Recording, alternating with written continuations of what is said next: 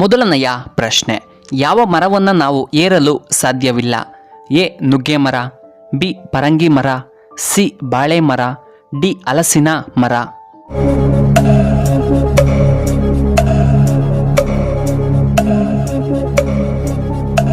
ಇದಕ್ಕೆ ಸರಿಯಾದ ಉತ್ತರ ಆಪ್ಷನ್ ಸಿ ಬಾಳೆ ಮರ. ಎರಡನೆಯ ಪ್ರಶ್ನೆ, ಯಾವ ಜೀವಿ ತನ್ನ ತಾಯಿಯನ್ನ ನೋಡುವುದಿಲ್ಲ? ಎ ಹಾವು, ಬಿ ಚೇಳು, ಸಿ ಕಪ್ಪೆ, ಡಿ ಮೀನು.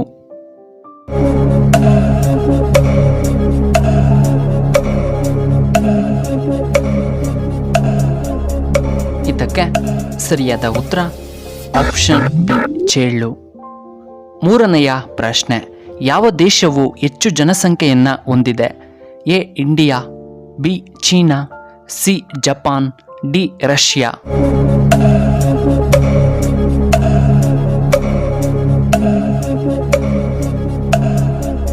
ಇದಕ್ಕೆ ಸರಿಯಾದ ಉತ್ತರ ಆಪ್ಷನ್ ಎ ಇಂಡಿಯಾ. ನಾಲ್ಕನೆಯ ಪ್ರಶ್ನೆ, ಯಾವ ರಾಜ್ಯದಲ್ಲಿ ಹೆಚ್ಚಾಗಿ ತೆಲುಗನ್ನ ಮಾತನಾಡುತ್ತಾರೆ? A Karnataka, B Andhra Pradesh, C Tamil Nadu, D Odisha.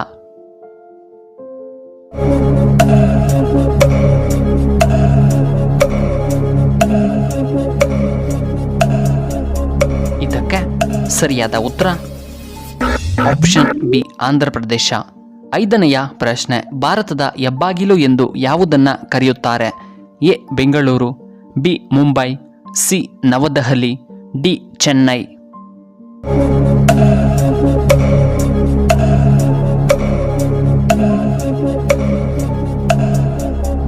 ಇದಕ್ಕೆ ಸರಿಯಾದ ಉತ್ತರ option B Mumbai.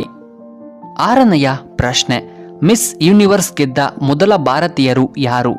A Sushmita Sen, B Aishwarya Rai, C Kajal, D Katrina Kaif.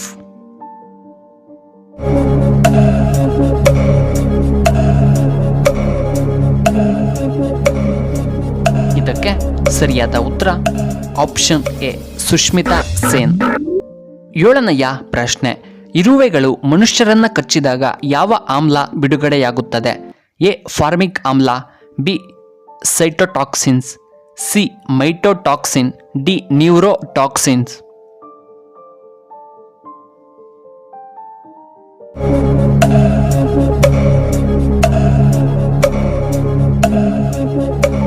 ಇದಕ್ಕೆ ಸರಿಯಾದ ಉತ್ತರ ಆಪ್ಷನ್ ಎ ಫಾರ್ಮಿಕ್ ಆಮ್ಲ. ಎಂಟನೆಯ ಪ್ರಶ್ನೆ, ಒಂಟೆ ಯಾವ ರಾಜ್ಯದ ರಾಜ್ಯ ಪ್ರಾಣಿ? A Kerala, B Rajasthan, C Bihar, D Uttar Pradesh.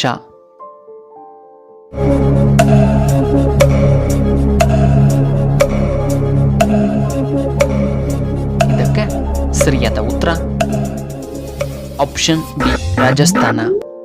ಒಂಬತ್ತನೆಯ ಪ್ರಶ್ನೆ, ಚಿಪ್ಸ್ ತಿನ್ನುವುದರಿಂದ ಯಾವ ಅಂಗವು ಹಾನಿಗೊಳಗಾಗುತ್ತದೆ? ಎ ಕಿಡ್ನಿ, ಬಿ ಹೃದಯ, ಸಿ ಹೊಟ್ಟೆ, ಡಿ ಲಿವರ್.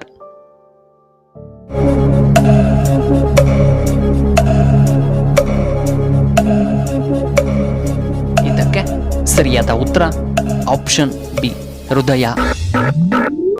ಹತ್ತನೆಯ ಪ್ರಶ್ನೆ, ಯಾವ ಜೀವಿ ಹೆಚ್ಚಾಗಿ ಮನುಷ್ಯರನ್ನ ಕೊಲ್ಲುತ್ತದೆ? ಎ ಹಾವು, ಬಿ ಸೊಳ್ಳೆ, ಸಿ ನಾಯಿ, ಡಿ ಮೊಸಳೆ.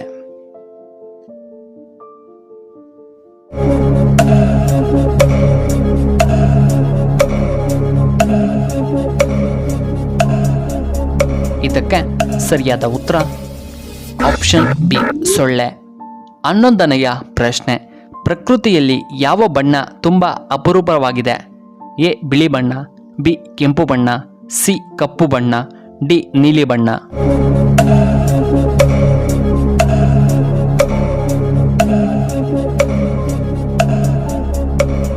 ಇದಕ್ಕೆ ಸರಿಯಾದ ಉತ್ತರ ಆಪ್ಷನ್ ಡಿ ನೀಲಿ ಬಣ್ಣ. 12ನೆಯ ಪ್ರಶ್ನೆ, ಯಾವ ಪ್ರಾಣಿ ಸ್ಪಷ್ಟವಾದ ಬೆಳಕನ್ನ ನೋಡಬಲ್ಲದು? ಎ ನಾಯಿ, ಬಿ ಹದ್ದು, ಸಿ ಕೋಳಿ, ಡಿ ಹುಲಿ.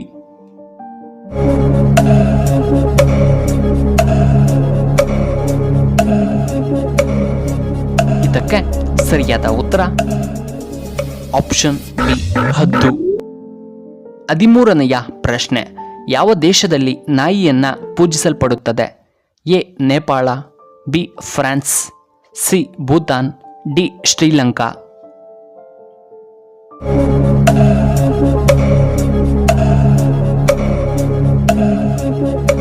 ಇದಕ್ಕೆ ಸರಿಯಾದ ಉತ್ತರ ಆಪ್ಷನ್ ಎ ನೇಪಾಳ. 14ನೆಯ ಪ್ರಶ್ನೆ, ಪಾದಗಳಲ್ಲಿ ಊತ ಬರಲು ಮುಖ್ಯ ಕಾರಣವೇನು? ಎ ಅಧಿಕ ಮಾತ್ರೆ ಸೇವನೆ, ಬಿ ಕಡಿಮೆ ನೀರು ಸೇವನೆ, ಸಿ ಹೆಚ್ಚು ಮಲಗುವುದರಿಂದ, ಡಿ ರಕ್ತ ಸಂಚಾರದ ತೊಂದರೆಯಿಂದ.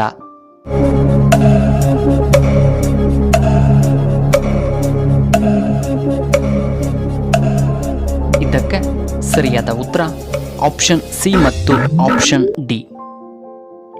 ಪ್ರಿಯ ವೀಕ್ಷಕರೇ, ಕೆಲವೊಂದು ಸಂದರ್ಭದಲ್ಲಿ ಅಂದರೆ ಹೆಚ್ಚು ಹೊತ್ತು ಕುಳಿತುಕೊಂಡಾಗ ಅಥವಾ ನಿಂತುಕೊಂಡಾಗ ಆ ನಂತರದಲ್ಲಿ ಕಾಲುಗಳಲ್ಲಿ ಊತ ಬರುವುದು ಸಹಜ ಪ್ರಕ್ರಿಯೆ. ಇದು ತಾತ್ಕಾಲಿಕ ಕೂಡ. ಇದರ ಬಗ್ಗೆ ಅಷ್ಟೇನು ತಲೆ ಕೆಡಿಸಿಕೊಳ್ಳುವ ಅವಶ್ಯಕತೆ ಇಲ್ಲ. ಆದರೆ ಒಂದು ವೇಳೆ ಇದು ದೀರ್ಘಕಾಲದವರೆಗೂ ಮುಂದುವರೆದರೆ ಆ ಸಂದರ್ಭದಲ್ಲಿ ನೀವು ಇದು ಬೇರೆ ಯಾವುದೋ ಸಮಸ್ಯೆ ಇರಬೇಕು ಎಂದು ಆಲೋಚನೆ ಮಾಡಲೇಬೇಕು. ಈ ಆರೋಗ್ಯ ಸಮಸ್ಯೆಗಳಿಂದ ಇರಬಹುದು. ನಮ್ಮ ಕಾಲುಗಳಲ್ಲಿ ನೀರು ತುಂಬಿಕೊಂಡಾಗ ಸಾಮಾನ್ಯವಾಗಿ ಕಾಲುಗಳು ನೋಡಲು ದಪ್ಪ ಕಾಣುತ್ತವೆ, ಆದರೆ ಅದರಿಂದಿರುವ ಕಾರಣವೇ ಬೇರೆ. ಉದಾಹರಣೆಗೆ ಕಿಡ್ನಿ ಕಾಯಿಲೆ, ಲಿವರ್ ಸಂಬಂಧಿತ ಸಮಸ್ಯೆ, ಹೃದಯದ ತೊಂದರೆ, ಹೀಗೆ ಹಲವಾರು. ಒಂದು ವೇಳೆ ನಿಮ್ಮ ಕಾಲುಗಳಲ್ಲಿನ ಊತ ದಿನೇ ದಿನೇ ಜಾಸ್ತಿ ಆಗುತ್ತಿದ್ದರೆ ತಕ್ಷಣವೇ ವೈದ್ಯರನ್ನ ಭೇಟಿ ಮಾಡಿ. ಮತ್ತು ಕಾಲುಗಳ ಭಾಗದಲ್ಲಿ ನೀರು ತುಂಬಿಕೊಳ್ಳಲು ಪ್ರಾರಂಭ ಮಾಡಿದ ನಂತರದಲ್ಲಿ ಇದ್ದಕ್ಕಿದ್ದಂತೆ ದೇಹದ ತೂಕ ಹೆಚ್ಚಾಗುತ್ತದೆ. ಕಾಲುಗಳು ನೋಡಲು ಆನೆ ಕಾಲುಗಳು ತರಹ ಕಾಣಿಸಲು ಪ್ರಾರಂಭವಾಗುತ್ತವೆ. ಗರ್ಭಿಣಿ ಮಹಿಳೆಯರಿಗೆ ಕಾಲುಗಳು ಊತ ಬರುವುದು ಸಹಜ ಮತ್ತು ಹಾರ್ಮೋನ್ ವ್ಯತ್ಯಾಸದಿಂದ ಕೂಡ ಆಗಿರಬಹುದು ಅಥವಾ ರಕ್ತ ಸಂಚಾರ ಹೆಚ್ಚಾಗಿರುವುದರಿಂದ ಕೂಡ ಆಗಿರಬಹುದು. ಆದರೆ ಬೇರೆ ಸಂದರ್ಭದಲ್ಲಿ ಈ ರೀತಿ ಆದರೆ ತಪ್ಪದೆ ಆರೋಗ್ಯದ ತಜ್ಞರ ಬಳಿ ಚರ್ಚಿಸಿ. ಹಾಗೆ ಒಂದು ವೇಳೆ ನಿಮಗೆ ಕಾಲುಗಳ ಊತದ ಜೊತೆಗೆ ಕಾಲುಗಳ ಭಾಗ ಕೆಂಪಾಗಿರುವುದು, ಜ್ವರ ಬರುವುದು ಮತ್ತು ಕಾಲುಗಳನ್ನು ಮುಟ್ಟಿದರೆ ಬಿಸಿ ಇರುವುದು ಕಂಡುಬಂದರೆ ಇದು ಸೋಂಕಿನ ಮುಖ್ಯ ಲಕ್ಷಣವಾಗಿದೆ. ಆದ್ದರಿಂದ ಇದನ್ನ ಎಂದಿಗೂ ಕೂಡ ನಿರ್ಲಕ್ಷ್ಯ ಮಾಡಬೇಡಿ. ನಿಮ್ಮ ವೈದ್ಯರು ಇದಕ್ಕಾಗಿ ಕೆಲವೊಂದು ಪರೀಕ್ಷೆಗಳನ್ನು ನಿಮಗೆ ಮಾಡಿ ಸಹ ಹೇಳಬಹುದು. ಇದರಿಂದ ಆರಂಭದಲ್ಲಿಯೇ ಸಮಸ್ಯೆಯನ್ನ ಪತ್ತೆ ಹಚ್ಚಿ ನಂತರ ಅದಕ್ಕೆ ಸೂಕ್ತವಾದ ಚಿಕಿತ್ಸೆಯನ್ನು ತೆಗೆದುಕೊಳ್ಳಲು ಸಾಧ್ಯವಾಗುತ್ತದೆ. ನಿಮಗೆ ಈ ವಿಡಿಯೋ ಇಷ್ಟವಾದರೆ ದಯವಿಟ್ಟು ಲೈಕ್ ಮಾಡಿ, ಹಾಗೆ ಶೇರ್ ಮಾಡಿ, ಹಾಗೂ ಇಂತಹ ಹೆಚ್ಚಿನ ವಿಡಿಯೋಗಳಿಗೆ ನಮ್ಮ ಚಾನಲ್ನ ಸಬ್ಸ್ಕ್ರೈಬ್ ಮಾಡ್ಕೊಳ್ಳಿ. ಹಾಗೆ ಪಕ್ಕದಲ್ಲೇ ಇರುವ ಬೆಲ್ ಬಟನ್ನ ಆಕ್ಟಿವೇಟ್ ಮಾಡ್ಕೊಳ್ಳಿ. ಆಗ ನಾವು ಯಾವುದೇ ಹೊಸ ವಿಡಿಯೋ ಅಪ್ಲೋಡ್ ಮಾಡಿದರೆ ನಿಮಗೆ ನೋಟಿಫಿಕೇಶನ್ ಬರುತ್ತೆ. ವಿಡಿಯೋ ನೋಡಿದ್ದಕ್ಕಾಗಿ ಧನ್ಯವಾದಗಳು.